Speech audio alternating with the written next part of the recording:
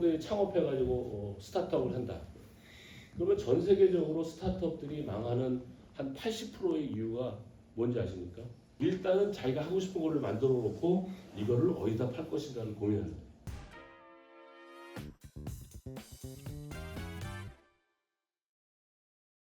점심 시간 끝나고 제일 졸려온 시간이죠. 졸려온 사람은 잠을 자도 됩니다. 이 트렌드 연구할 때 제일 중요한 거는 모든 트렌드에는 거기에 반하는 트렌드가 있다. 오늘도 논문 거 보니까 MZ 세대들의 그런 아날로그를 위한 뭐 카메라 이런 것도 하죠. 그러니까 다 디지털 하면 아날로그는 죽는 게 아니라 카운터 트렌드 이렇게. 그럼 나중에 이게 심해지면 어떻게 될까요? 1%짜리가 점점 커져가지고 얘가 99%가 되고 또 디지털은 가라앉고 그러다가 또 디지털 조금씩 움직이면서 스마트랑 섞이고 하면서 또 올라오고 이렇게 올라오면서 계속 바뀌는 거예요. 그러니까 이 미래를 보는 사람들은 이 99%가 하는 게 중요한 게 아니라 1% 사람들이 하는 거에서 앞으로 뜰 것이 무엇인가 하는 것을 보는 안목을 키우는 일이 굉장히 중요합니다. 세상이 아무리 디지털로 변한다 하더라도 우리의 삶은 어떻게 될까요? 이거는 100% 아날로그 아톰입니다. 근데 시장의 사이즈를 보면 이 아날로그의 사이즈가 디지털의 한 5배쯤 되거든요. 그러니까 여러분들이 이 디지털과 아날로그 사이에 균형을 잃지 않는 것은 굉장히 중요한 겁니다. 특히 여러분들 세대에 서바이벌 스킬이 될 거다. 이거는 MIT의 자료였고요. 디자인의 지금 뭐 가장 큰 흐름은 AI인데 2017년도에 캘리포니아의 오토캐드라는 회사에서 저를 초대를 해가지고 갔어요. 오토캐드의 사장님이 나와가지고는 90도로 이렇게 인사를 하면서 너무 죄송했다 그동안은. 죄송할 게 뭐냐 했더니 자기 이름이 오토캐드, 컴퓨터 에이디드, 컴퓨터가 도와주는다는 뜻의 디자인인데 우리가 그동안 한 번도 여러분들한테 도움이 된 적이 없었다. 그러면서 오늘 비로소 내가 여러분들한테 에이디드라는 단어를 쓸 수 있는 그런 기회가 됐다. 제너러티브 디자인이라고 하는 것을 소개를 해주는데 의자를 디자인하는데 의자의 무게가 몇 킬로, 의자가 지탱할 수 있는 사람의 무게는 몇 킬로, 가격은 얼마? 라고 하는 변수를 집어넣으면 컴퓨터가 알아서 수천 개의 모델을 만들어줘요. 그러면 그 중에 마음에 드는 모델을 탁 찍으면 옆방에 3D 프린터실에서 착착착착 찍어가지고 의자가 이렇게 탁 나오고. 그거를 제가 본 게 2017년도였어요. 지금은 상상을 초월할 정도로 여러분 잘 아시겠지만은 AI가 디자인에 들어와 있어요. 물론 다른 분야 더 많이 들어갔죠. 디자인에 대한 프롬프트라든지 뭐 거의 모든 거 리서치 단계에 있는 거 거의 다 AI가 다 해주고요. 심지어는 뭐 시제품 같은 거 다 해주고요. 이제 윤리 기준을 어떻게 할 것이냐. 이 생성형 AI에 대한 저작권 문제, 그 다음에 이 AI의 액트에서 이거에 대한 법령을 어떻게 따라 할 것이냐 하는 것들을 지금 국제적으로 다 이렇게 하고 있고요. 문제는 이제 AI 디자인이 무엇이고 어떤 것들이 있고 어떻게 사용할 것이냐에 대한 것들을 여러분들이 아셔야 되는데 지금까지 한 600개 정도가 디자인이랑 관련된 AI가 있대요. 근데 여러분들이 600개 다 알 필요 없죠. 여러분들은 여러분이 필요한 AI가 뭔지를 알고 열심히 해보시는 게 좋다. 어쨌든지 간에 인간하고 기술은 서로 공생을 할 수밖에 없는 거죠. 인간은 기술을 통해서 우리의 삶을 좀 더 편하게 하기 때문에 이 두 개를 어떻게 잘 공생할 것이냐. 그러면 디자인이라고 하는 것은 인간과 기술 사이의 인터페이스, 브릿지라는 거죠. 그러니까 여러분들은 굉장히 중요한 전공을 하고 계신 겁니다. 근데 미래지향적인 기술이 계속 발전하는 시대에 기술이 인간에게 어떠한 도움을 줄 것인가 하는 인터페이스 공부를 한 분이 여러분들이다. 이렇게 생각을 하시면 좋고요. 제가 90년도 유학을 할 때 저는 이제 공과대학을 전공을 해가지고 디자인을 공부를 갔는데 우리나라는 뭐가 제일 중요하죠? 전공이 되게 중요해요. 저 이제 미국 가가지고 디자이너들을 만나가지고 이제 명함에 영어로 디자이너라고 써 있으면 내가 뭘 물어봤냐면 너는 학부 전공이 뭐냐 물어봤어요. 대부분 공과대학. 제일 많은 게 기계공학. 그 다음에 컴퓨터. 그 다음에 뭐 심리학, 뭐 생물학, 언어학, 온갖 전공을 다 한 사람들이 다 디자인이라는 명함을 갖고 있는 거예요. 그래서 같이 일하면서 그 사람들의 속성을 이렇게 봤더니 세 가지 특징이 있는데 그 중에 하나는 이 사람들이 굉장히 창의적인 문제를 잘 풀더라고요. 두 번째는 이 콜라보, 협력을 엄청 잘해. 세 번째는 이 사람들이 전부 다 비주얼 띵커예요. 근데 이 비주얼 띵커라는 단어는 시각적으로 생각을 잘한다는 게 아니라 소통을 잘한다는 뜻이에요. 소통. 왜? 전공한 사람들이 다 한 학교 나오고 같은 전공을 한 사람들이 아니라 온 세계에 다양한 전공을 한 사람들이 모여 있으니까 말을 하면 통할까요? 안 통할까요? 똑같은 단어라도 다르게 해석하기 때문에 소통이 잘 안 돼요. 손짓, 발짓, 역할극을 해서라도 소통을 잘하는 사람이라는 뜻이 비주얼 띵커예요. 그러니까 서로 전공이 다르고 생각이 다르고 배경이 다른 사람들하고 소통을 잘하니까 협력을 잘할까요? 못할까요? 잘 되겠죠. 서로 다양한 전공을 갖고 있는 사람들이 협력을 하니까 문제가 창의적으로 나올 수밖에 있을까요? 없을까요? 나올 수밖에 없죠. 근데 지금 우리나라는 이게 제일 큰 문제고 학교에서도 사실은 다른 어떤 교육보다 이 콜라보를 어떻게 할 것인가에 대한 교육을 하는 것이 되게 전 중요하다고.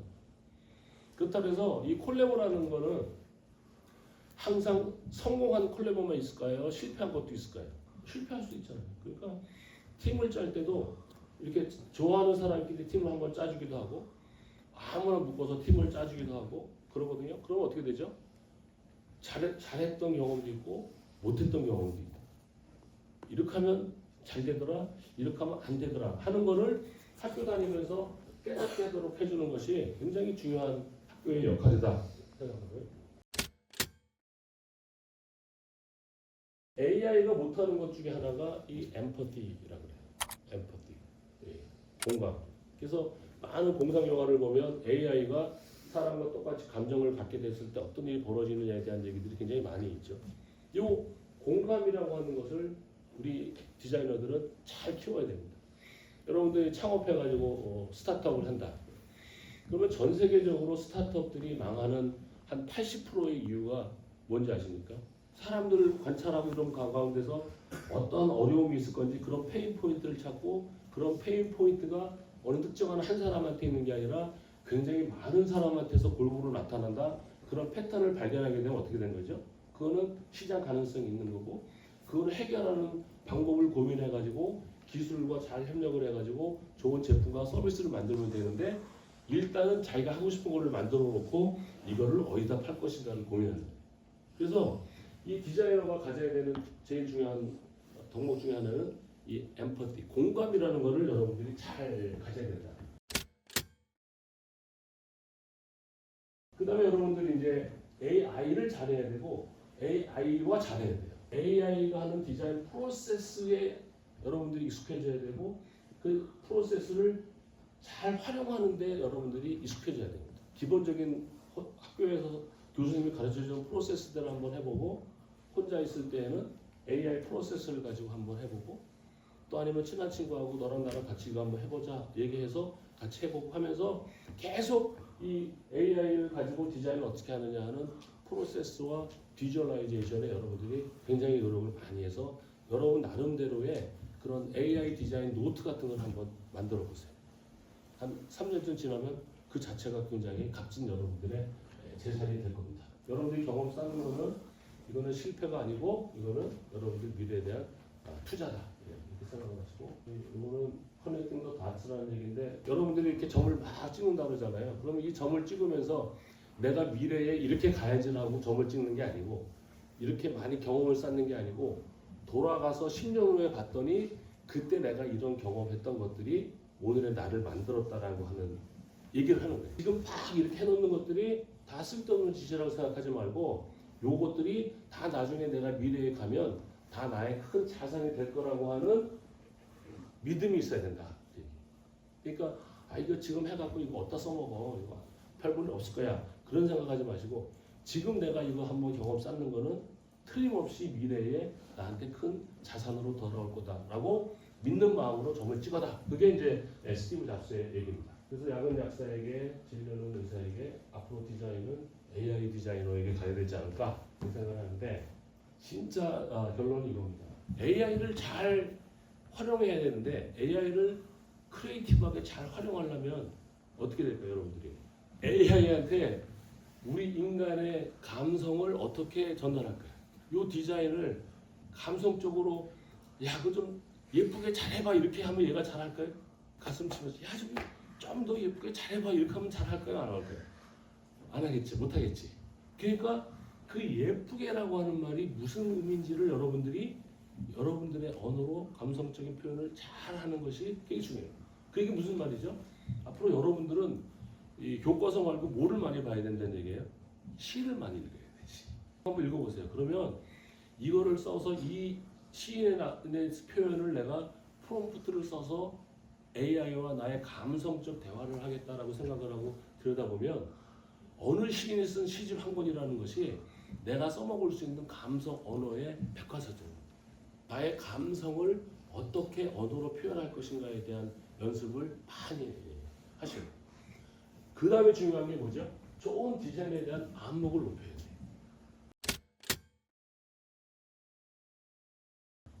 제가 좋아하는 건데 아인슈타인이라는 박사님이 쓴 논문에 성공 방정식인데 성공을 A라고 한다면 A는 X 더하기 Y 더하기 Z고 이때 X는 play, Y는 work, Z는 keeping your mouth shut. 그래서 제가 이제 학생들한테 뭐라 그러냐면 그래 이제 열심히 했으니까 일단 놀아라. 일할 때는 열심히 닥치고 열심히 해. 그랬거든요. 그런 뜻하죠 이게. 그래서 제가 이제 나중에 보니까 제가 엉터리로 해석을 했어요. 이 플레이라는 단어는 무슨 뜻이냐면은 새로운 경험. 여러분도 뭔가 새로운 여행 간다든지 새로운 데 가서 맛집 가서 탐험하고 뭐 카페 가고 그러면 좋아요 안 좋아요? 재밌죠? 근데 플레이, 새로운 경험이다. 이 월기라고 하는 것은 뭐냐? 내가 이미 경험해서 내 머릿속 어딘가에 자리 잡은 거를 월기라는 거예요. 이 Z, keeping your mouth shut이 뭐냐? 여러분들이 뭔가 어떤 문제를 골똘하게 풀기 위해서 막 고민하고 했을 때 어느 순간에 옛날에 내가 알고 있었던 어떤 경험의 기억과 새로운 것하고 탁 두 개가 연결이 되면서 새로운 뭔가를 만들어내는 것을 keeping your mouth shut 이렇게 합니다. 그러니까 요 아인슈타인의 성공 방정식이라는 것은 사실은 성공 방정식이 아니고 창의성 방정식이고 다시 얘기하면은 이거는 융합 방정식이다. 그런데 요새 같이 바빠 죽겠고 추워 죽겠는데 어디 이렇게 다니면서 새로운 경험을 하겠습니까? 이 새로운 경험이라는 거는 제 생각에는 나랑 관점이 다른 사람들하고 서로 소통하는 거를 저는 새로운 경험이라고 생각해요. 난 이렇게 생각하는데 어떤 친구는 정반대로 엉뚱한 얘기를 한다. 그럼 그런 친구랑 같이 밥 먹고 커피 한잔 하면서 얘는 어떻게 하길래 저런 생각을 할까? 그거를 여러분 걸로 이렇게 땡겨 오시는 게 굉장히 중요합니다. 이 성공 방정식의 핵심은 어디냐? 새로운 경험, 나와 다른 관점을 갖고 있는 사람들을 어떻게 내 걸로 만드느냐는 것이 가장 중요한 일입니다. 그래서 여러분들은 우리 때는 뭐 우리가 남이가 뭐 서로 생각이 같았어야 돼. 왜? 우리 때는 남의 거를 카피해가지고 우리는 빨리 가는 시대잖아요. 지금은 빨리 가는 시대가 아니라 새롭게 가야 되는 시대이기 때문에 나랑 생각이 똑같은 사람이 중요한 게 아니라 나랑 생각이 다른 사람의 생각을 여러분 걸로 만드는 일이 훨씬 중요한 시기다. 이렇게 얘기를 하고 강의를 마치겠습니다. 혹시 뭐 궁금한 거 있으시면 세상에 해 아래 새로운 게 없다 그러는 게 성경 말씀에도 있잖아요. 그렇죠? 그러니까 지금 여러분들은 그거에 대한 고민을 할 필요가 없다고. 그걸 고민하는 사람들은 어디 있죠 지금? 특허청, 변리사들 난리도 아니게 고민합니다. 우리는 어떻게 이런 상황을 가지고 내가 새로운 거를 만들어낼 수 있을 것이냐, 나의 역량을 키우는 게 중요한 거지. 이 결과가 어떻게 될 것인가까지는 고민할 필요가 전혀 없어요. 어쨌든지 간에 남들하고 다른 나만의 관점으로 튀는 어떤 좋은 아이디어를 낼 것이냐, 그 방법이 더 중요해요. 카피 되게 중요한 겁니다. 피카소가 뭐라 그랬죠? Good artist copy, great artist steal, 훔친다 이렇게 얘기했거든요. 그러니까 모방하는 건 되게 좋은 거예요. 어떻게 하면 AI를 최대한 내 친구로 만들고 얘랑 나랑 같이 해서 어떻게 멋진 창의적인 디자인을 할 것이냐. 그게 훨씬 더 중요합니다. 제일 큰 문제 이게. 다행히 요새 이제 뭐 캐더 허니니 이런 거 뜨는 바람에 그렇게 됐지. 저는 이게 오래 갈 것 같지 않아요. 그러니까 좋은 찬스이긴 하지만 이게 오래 갈 찬스는 아니다. 그러니까 지금 빨리 이렇게 떴을 때 뭔가 거기서 새끼쳐가지고 새로운 걸 하는 거는 되게 중요한 것 같은데, 그럼 여기서 디자이너는 뭘 할 것이냐? 할 게 없다 그러면 하나도 없고, 할 게 많다 그러면 무지하게 많죠. 할 게 많으려면 어떻게 돼요? 한국에 대해서 잘 알아야 될거 아니에요. 그러니까 예를 들어서 뭐 K-팝이다 그러면 음악하는 사람들이랑 같이 얘기하려고 그러면 음악하는 사람들은 도대체 어떤 일을 하고 어떤 곡이 있는지를 다 알아야 되죠. 제가 아는 한 디자인 회사는 K-팝 유명한 그 아이돌들의 음반만 그 디자인하는 데가 있어요.